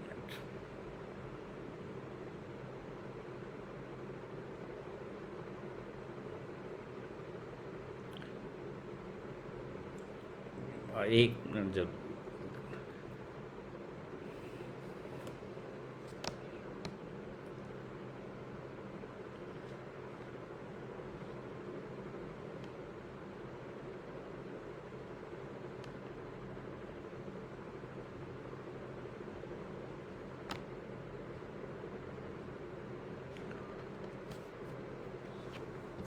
चल, तो हम देखें कि क्या हुआ कि लिव इन रिलेशनशिप में, तो उन्होंने कहा कि देखना ये है कि मेल और फीमेल जो है उनकी एक एज मेजॉरिटी वाली होनी चाहिए। जैसे मैरिज में जो रिक्वायरमेंट होते हैं वो इसमें भी पूरा हो रहा हो, यानी दोनों में से कोई शादीशुदा है और उसके बच्चे हैं और इस चीज़ को जानते हुए दूसरा आदमी साथ में रह रहा है, तो फिर कैसा तो आपको ये मैट्रिमोनियल स्टेटस कैसे मिल जाएगा, कैसे आपको कोई राइट मिल जाएगा। तो उन्होंने कहा नहीं, जैसे खुशबू वाले केस में हुआ तो कहा कि नहीं ऐसे नहीं चलेगा, आप भले ही शादी नहीं किए हैं, तो उसमें फिर इन्होंने कहा, ये जो केसेज आप पढ़ेंगे तो उन्होंने कहा कि जैसे 114 भी प्रिज्यूम करता है कि यदि कोई चीज़ अपने नॉर्मल कोर्स में, ऑर्डिनरी कोर्स में सामान्य तरीके से जैसे होनी चाहिए वैसी दिख रही है तो मान लिया जाएगा। दो लोग साथ में रह रहे हैं, रिलेशनशिप है उनके और एकदम हस्बैंड वाइफ की तरह है, तो ये मान लेगी कोर्ट, जब तक कि उसको आप खंडित ना करें। तो अब उसका जब तक डिनाइल नहीं होगा स्पेसिफिक, क्योंकि आप देखिए कि जो चीज़ प्रिज्यूम की जाती है उसका कुछ ऐसे होते हैं जो जिसमें डिस्प्रूव किया जा सकता है, कुछ ये होता है कि नहीं कंक्लूसिव नेचर का है, तो ये भी कंक्लूसिव नहीं है, इसका भी खंडन किया जा सकता है, लेकिन तब तक का वो मान लेंगे। तो ये जब कोर्ट मान के चलती है तो ये क्राइटेरिया देखती है कि उनमें ड्यूरेशन कितना है, आपस के रिलेशंस कैसे हैं, शेयरिंग कैसे हैं, कोई प्रॉपर्टी है या नहीं, कोई उसके नाम से किया है या नहीं, बिजनेस है तो बिजनेस में पार्टनर है ये एक नहीं, तो ये सब देखने के बाद वो लगता है तो कहते हैं तब इनके बीच में एक बॉन्ड क्रिएट होता है। और तब यदि कोई चाइल्ड है, इशूज है, तो वो इलिजिटमेट नहीं माना जाएगा। फिर इसीलिए डोमेस्टिक वायलेंस एक्ट जो 2005 का है उसमें जो वर्ड आपका आया सेक्शन 2F में ये आया कि relationship in the nature of marriage, तो ये जो लिव इन रिलेशनशिप का रिलेशनशिप यदि उसका नेचर मैरिज जैसे है, यानी कि बाहर के लोग भी उसको मैरिज की तरह देख रहे हैं और आप दोनों भी अपने आप में एक दूसरे को लाइफ पार्टनर की तरफ देख रहे हैं, तब ये नेचर ऑफ मैरिज हो जाएगा। ये नहीं कि टहलते आइए टहलते चले जाइए, इसलिए कई केसेज में आया walk in and walk out, तो लिव इन रिलेशनशिप पे। और आप इसमें केसेस देखें तो तमाम केसेज है, उसमें जो सबसे प्रोमिनेंट केसेज हैं वो आपका एक S Khushboo versus Kanniammal and others है। ये आपका 2010 का केस है सुप्रीम कोर्ट का। यस खुशबू क्या है, साउथ की एक एक्ट्रेस थी, तो उस पे है, और ये साउथ के ही हैं कन्नियामल, KANNIAMMAL, तो ये हुआ। फिर इसमें जो सबसे पहला केस जो आया मैंने लाइमलाइट में, एक बड़ा केस, वो Badri Prasad versus deputy director of consolidation and others है, 1978 का। ये सबसे पहला केस लीव एंड रिलेशनशिप पे आया 1978 में।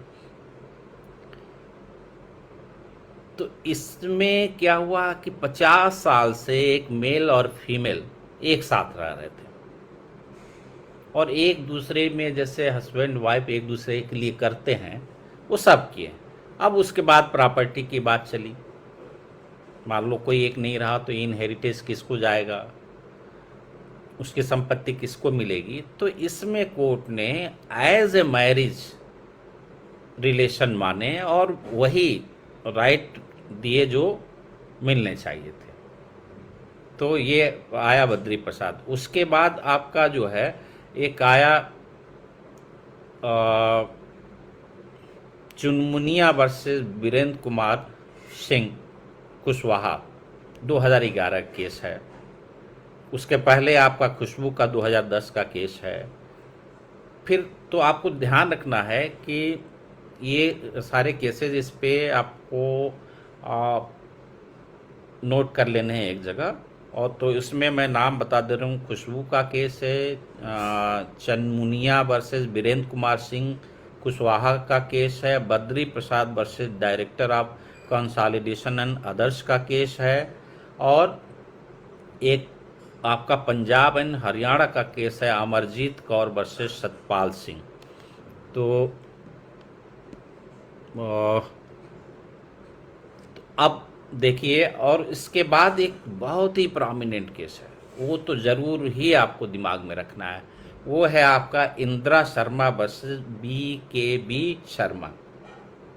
सुप्रीम कोर्ट का है, 2013 का, 26 नवंबर 2013 को डिसाइड हुआ। तो सबसे बाद का केस आपको एक अच्छा केस ये मिलता है। उसके बाद का भी एक केस है 2015 का, और उस 2015 के केस में ये सारे केस डिस्कस हुए हैं। बट उसके बजाय तो इसमें क्या हुआ कि खुशबू वाले में और इंदिरा शर्मा में इन्होंने आर्टिकल 21 में इसके राइट को मान लिया है। यानी कि बाहरी माने आप देखिए, लीव इन रिलेशनशिप दो टाइप के हो गए, एक जो वैलिड प्रोफार्मा में नहीं है, एक दूसरा जो कुछ भी उसमें अनलॉफुल नहीं है, कुछ भी इलीगल नहीं है। तो वैलिड प्रोफार्मा में वो नहीं है जिसमें walk in and walk out के तरह की सिचुएशन है कि वहाँ को हैबिट मेन मकसद है, मस्ती लेने का मकसद है, दूसरा साथ रहने का मकसद है, और उसमें वो भी संबंध है जो पति पत्नी के बीच में। तो इसलिए क्या है कि दोनों में अंतर किया इन्होंने और लिव इन रिलेशनशिप को मैरिज का स्टेटस मिला। तो ये क्या है कि डिपेंड करता है केस टू केस कैसा है। केस यदि वॉक इन एंड वॉकआउट की तरह से है तो ये वैलिड नहीं होगा, लीगल नहीं होगा, इलीगल हो जाएगा, और फिर उसके कॉन्सिक्वेंसेस सब क्या हो जाएंगे, इलीगल हो जाएंगे। यानी कि वो लेडी जो होगी उसको कोई राइट नहीं मिलेगा और बच्चे को भी नहीं मिलेगा। तो उस कंडीशन में जहाँ कोई पत्नी है ही नहीं है या पत्नी जैसी स्थिति ही नहीं है, केप्ट के साथ हैं, केप्ट के साथ कहाँ कोई मेंटेनेंस दे सकता है, नहीं दे सकता। कुछ ऐसा होना चाहिए जो पत्नी जैसी कुछ स्थिति हो और उससे संतान हुई हो, तब इलिजिटमेट होने के बावजूद, माने लीगली वेडेड नहीं है, फिर भी वो इस तरह की है कि मैरिज के नेचर से है और उससे उत्पन्न संतान है, चाइल्ड है, तो उसमें उसको मिलेगा। तो इंदिरा शर्मा के केस में क्या हुआ कि सेक्शन 2F जो है, इसी में आपका protection of wife on divorce against violence act 2005, domestic violence act 2005, तो इस पे में सेक्शन 2F में ये चीज़ आई, उसको डिस्कस किया, 114 को डिस्कस किया, और उस पर सोसाइटी में वो कैसी तस्वीर उनकी दिखती है, कैसा समझा जाता है, उसका पब्लिकेशन कैसा है, एग्जिबिट कैसा है, इससे चीज़ें होती हैं। ऑलरेडी आप शादीशुदा हैं, एक भी पार्टी शादीशुदा है और ये दूसरी पार्टी जानती है, तो इसका मतलब relation walk in and walkout वाली है। आप चाहे कितना दिन रह जाए उससे कोई फर्क नहीं पड़ता है। तो यानी कि मैरिज के जो इसेंशियल्स होते हैं वो इनके में भी फुलफिल होने चाहिए कि वो एडल्ट हो और सीधे सीधे कोई इलीगल चीज़ उसमें इन्वॉल्व न हो। तो ये आपका तो इंदिरा शर्मा में इन्होंने कहा कि आर्टिकल 21 के तहत भी दो मेजर लोगों को यदि कोई उनमें कोई इलीगल एलिमेंट नहीं है तो एक राइट है, राइट टू लाइफ में ये भी रिलेशनशिप का भी राइट है। तो जो इस पे आपका इस केस में इंदिरा शर्मा जाना इसलिए जाता है कि एक तो आर्टिकल 21 में राइट टू लाइफ में मानने के लिए, और दूसरा इसने वेरियस गाइडलाइंस दिए, यानी कि गाइडलाइंस के लिए भी जाने जाते हैं कि कोई चीज़ walk in and walk out नहीं है और रिलेशनशिप लाइक मैरिज नेचर है, तो उसमें देखना क्या है कि इस रिलेशनशिप का जो पीरियड है उसका ड्यूरेशन है एक लंबा होना चाहिए, और उनके पास जो रूफ है शेयर, जो हाउस मकान है वो शेयर, दोनों के बीच में शेयरिंग हो उसकी। फिर उसका जो रिसोर्सेज उनके पास है वो दोनों के रीच विद इन रीच में है, उनके बीच के जो फाइनेंशियल अरेंजमेंट हैं वो दोनों का उसमें पार्टनरशिप है।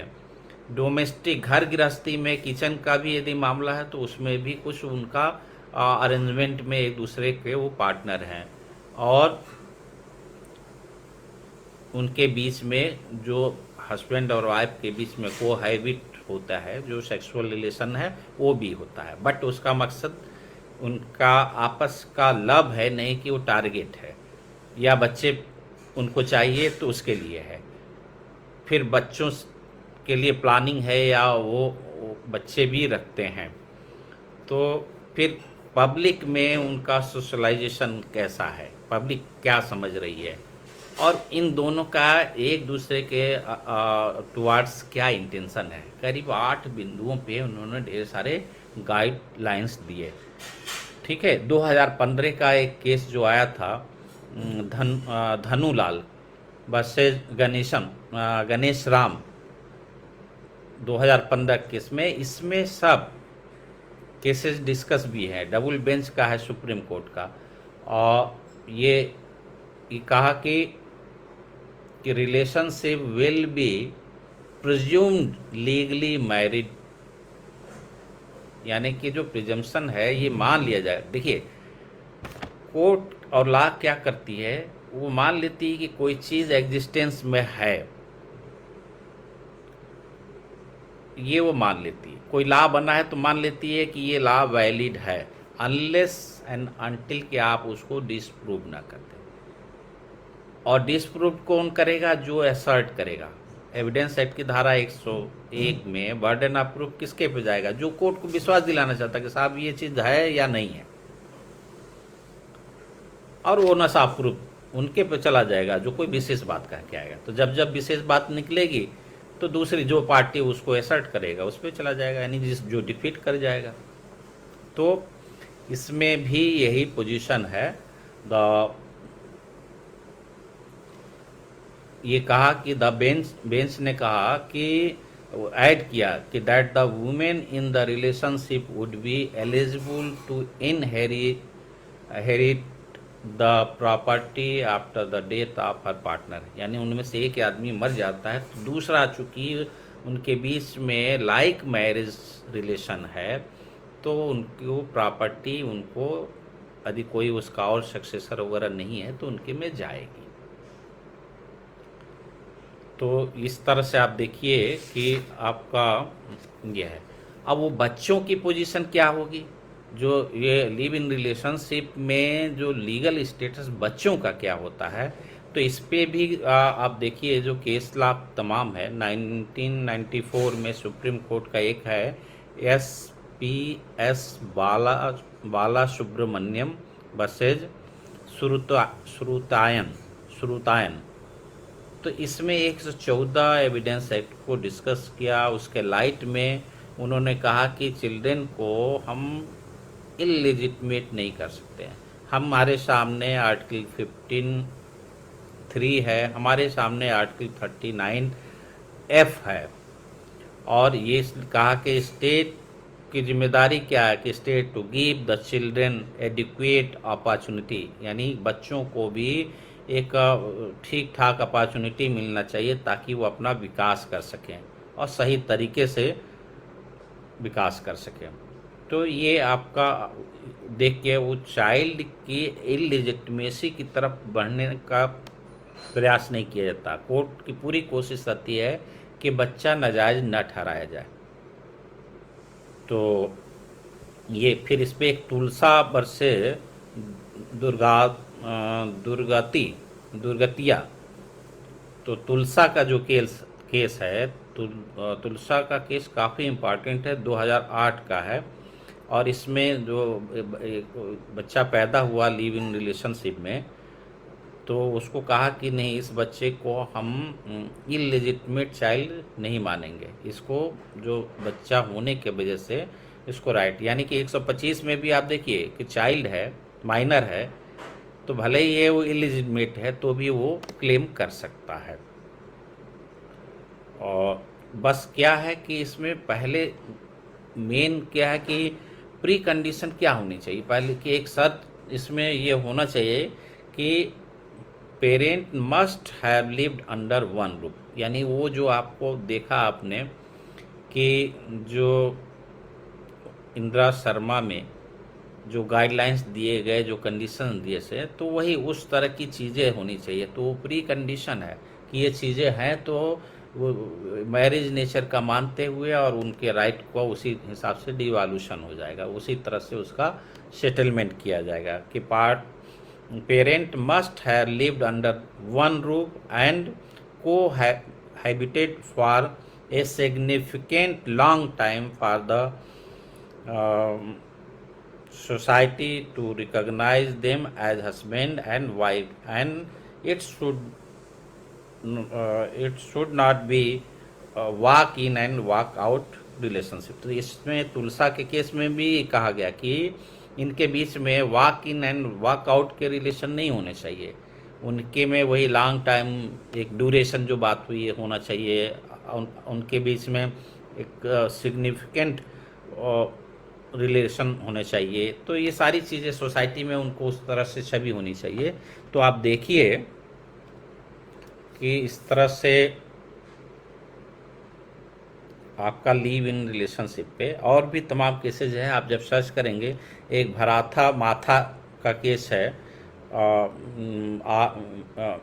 BHARATHAMATH, तो भरथा माथा वर्सेज आर विजय रंगनाथन। तो इसमें और भी इसके बाद 2011 केस है। इन सब में यही हुआ कि वो जो मेल और फीमेल हैं जो साथ में रह रहे थे, उनके बीच में जो रिलेशंस है उसका बच्चे पे क्या फ़र्क आना चाहिए या नहीं आना चाहिए। तो बच्चा तो इनोसेंट है, उसको हम इलेजिटिमेट ठहराने की कोशिश ना करें, और उसको जो भी बेनिफिट के लिए इंटाइटल हो सकता है, जो उसको राइट्स उस वजह से कि मैरिज लोगों के बीच में राइट्स मिलते हैं, वो देने का प्रयास करना चाहिए। ये सब इन केस लॉ में कहा गया। तो लास्ट में कंक्लूजन यही निकलता है कि इन जो लिव इन रिलेशनशिप में भी जो बच्चे होते हैं को उनको वो ना किया जाए, इलेजिटिमेट ठहराने की कोशिश ना किया जाए। तो अब लिव इन रिलेशनशिप में एक बात आपको ध्यान में रखना है कि जो पार्टनर है,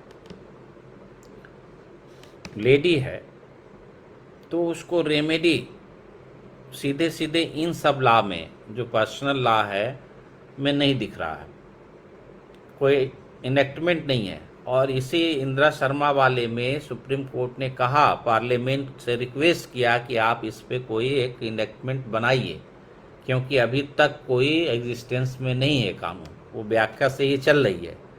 और संविधान की व्याख्या में क्या हुआ कि इसको प्राण के अधिकार में, राइट टू लाइफ में इसको मान लिया गया। लेकिन राइट टू लाइफ में मान लिया गया का मतलब अनकंडीशनल नहीं है, प्री कंडीशंस है कि वो जो क्राइटेरिया बताए गए हैं वो क्राइटेरिया जो है उसमें फुलफिल होने चाहिए। तो इस तरह से मेंटेनेंस पे हम लोगों ने एक बड़ा एग्जॉस्टिव ओवरऑल जो है व्यू किया। किसी को इसमें भाई कैसा लगा, आप लोगों को बातें समझ में आई? ना आई हो तो फिर से कोशिश किया जाए। कौन सा केस बता दिया जाए? इंदिरा शर्मा का केस। अच्छा ओके, मैं बता देता हूँ केस। एक बार फिर से मैं रिपीट कर देता हूँ केसेस जो है। इंदिरा शर्मा वर्सेज वी फॉर बैन V.K.V शर्मा, वी शर्मा। ये है 26/11/2013 को सुप्रीम कोर्ट का जजमेंट है, जिसमें जस्टिस जो है राधा कृष्णन थे और पिनाकी चंद्र घोष थे। इसमें सेक्शन 2 जो है PWDBA 2005 यानी protection of wife against domestic violence act 2005 का सेक्शन 2F है। और ये रिलेशनशिप, इसमें इन्होंने कहा कि in the nature of marriage होना चाहिए, और गाइडलाइंस इसमें काफ़ी इन्होंने दिया। तो एक केस ये मैंने कहा, एक Badri Prasad versus deputy director of consolidation and others case है 1978 का, ये पहला केस आया था। फिर चनमुनिया वर्सेस वीरेंद्र कुमार सिंह कुशवाहा का केस है। और एक मैंने बताया S Khushboo versus Kanniammal and others 2010 का। आपको मिल जाएगा टेक्स्ट बुक में, या आप उस पर कहीं ढूंढोगे तो मिल जाएगा। एक भी केस आपने सुप्रीम कोर्ट का लेटेस्ट इधर कोई देखने की कोशिश की तो उसमें सारे जजमेंट आपको मिल जाएंगे। तो बताइए, और किसी को कोई मेंटेनेंस पे मान लिया जाए कि आप लोगों को ठीक है। इसको एक बार फिर से देख के अपना माइंड सेट एक बना लीजिएगा। जैसे क्वेश्चन आए, रॉ मटेरियल आपके पास है, टू द पॉइंट लिखिए, कंसाइज लिखिए, और कोई क्वेश्चन गलत ना हो इसमें। तो आपके साथ साथ जो है ठीक है। Any more question? तो आप लोग की इजाज़त है विदा होने का। ठीक है, थैंक यू एवरीबॉडी।